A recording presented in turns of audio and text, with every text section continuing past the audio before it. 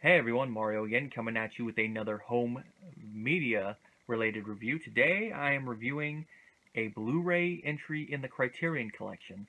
Now, even though I am a cinephile, I don't have many Criterion Collection DVDs in my collection. I mean, I've seen some of the special features from them, because those of you know last year I took a cinema class, and my teacher did place some of the films that were on that collection and then showed some of the supplemental materials, like for the movie House, the Japanese horror film, tying in with its nuclear allegory material, which, interesting to mention that one, because this film that I'm going to be bringing up here is also a nuclear war allegory. It, of course, is the 50s classic directed by Ishiro Honda, Gojira. And I just like that artwork, Godzilla, with the flames in the background, you just see his back, and just to talk about it alone, the way that this set is designed is excellent. I mean, look at that. Look at that, him underwater. Nice little booklet that it came with. And then when you open it up, a little pop-up. Now the thing with that one seems to be more based on the Millennium Godzilla thing, but it's still nice nonetheless. And of course, disc is not in there, it's in the PlayStation at the moment. And then looking at it, has a little essay thing called Poetry After the H-Bomb by J. Hoberman.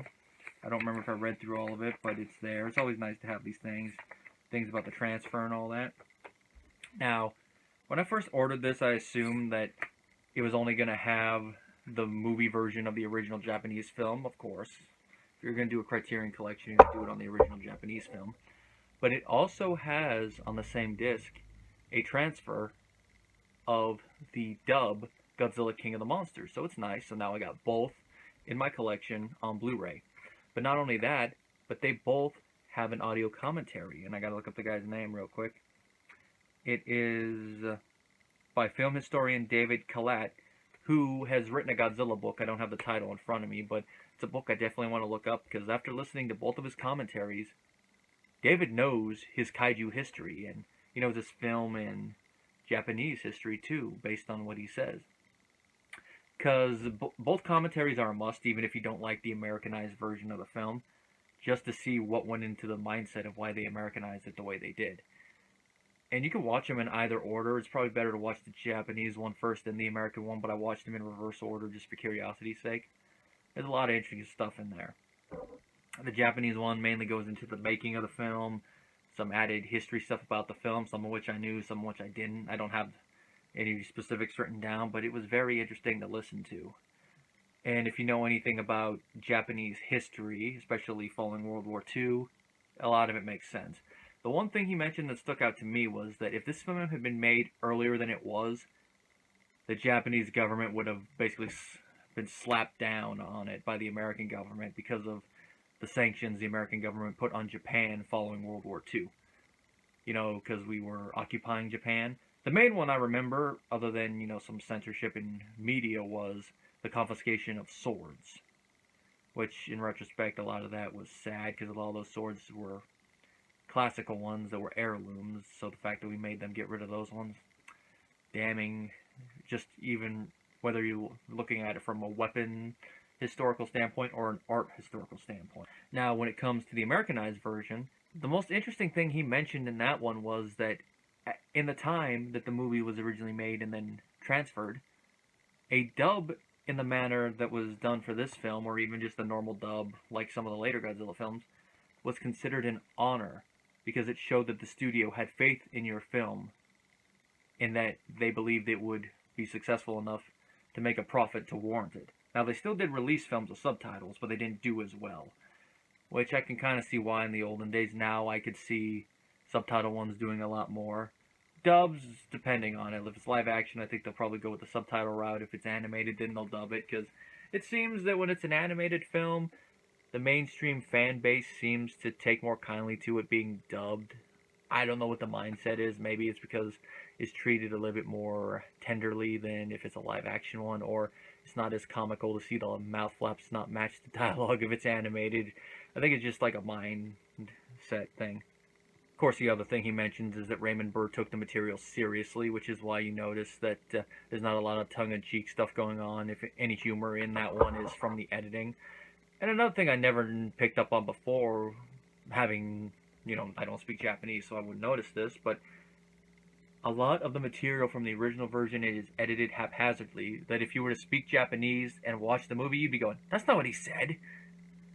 So I can only imagine when they released the Americanized version in Japan, what the audience must have been thinking when they were watching it, like, hey, that's not what he said.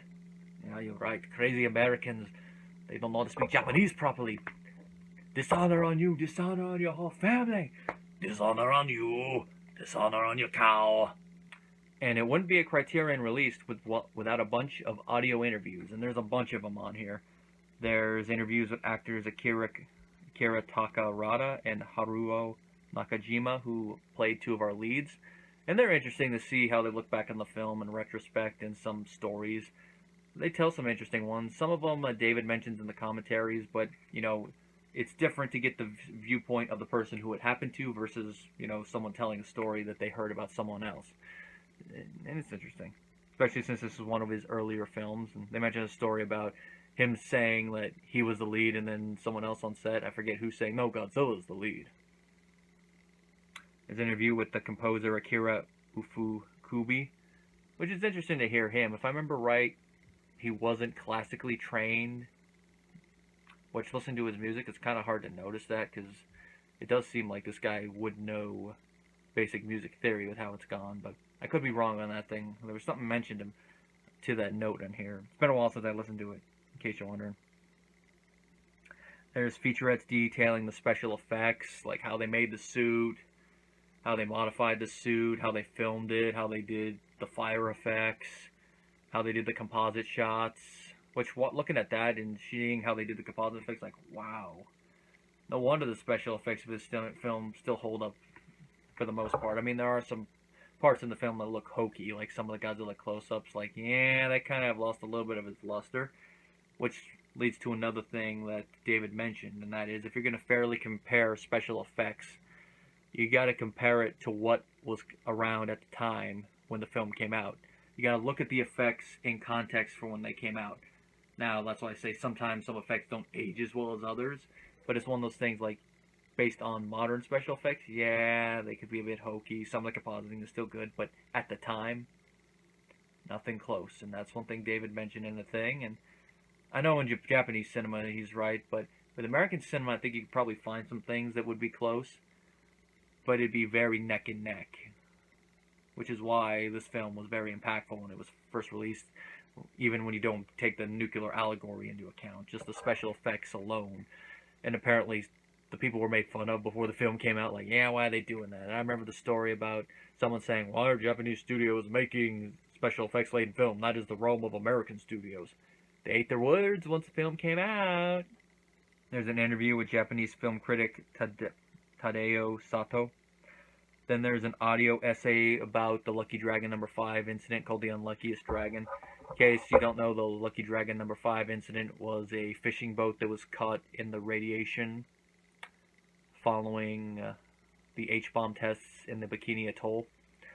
And a lot of the people on board died from radiation sickness later on.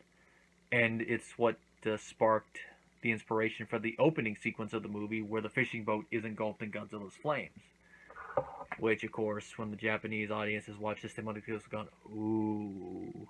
It's one of those things. It'd be like if we were to do a film that would be an allegory for terrorism and opening up with a airline hijacking. Same principle. And then, of course, there's the usual trailers and all that, but that's about it. All in all, this Criterion Collection is an excellent... This Blu-ray is well made. The transfer, spot on. The film looks beautiful. This is the most beautiful I've ever seen either version of this film. But then again, with the Americanized version, all I have to go on is my VHS up on there. But I have seen a Blu-ray transfer of the Japanese one via Netflix, and it still looks amazing on here. The special effects, like I said, still hold up for the most part, other than a couple of the moments that have aged badly. It's mainly the compositing and other stuff like that that still look great. The acting, decent, even though a couple of the characters are like, you could have had anyone play them. The musical score still excellent, especially that ending music still gives me a little bit of chills. Ishiro Hondo's directing is still holds up. It's great to see on this. He really stands out on this collection. All the features, all the interviews, and of course the commentary. Like I said, David does know his stuff. So if you are a fan of kaiju films, or if you want to start getting into them, especially with the Godzilla series in general, this is definitely a Blu-ray you must have in your collection.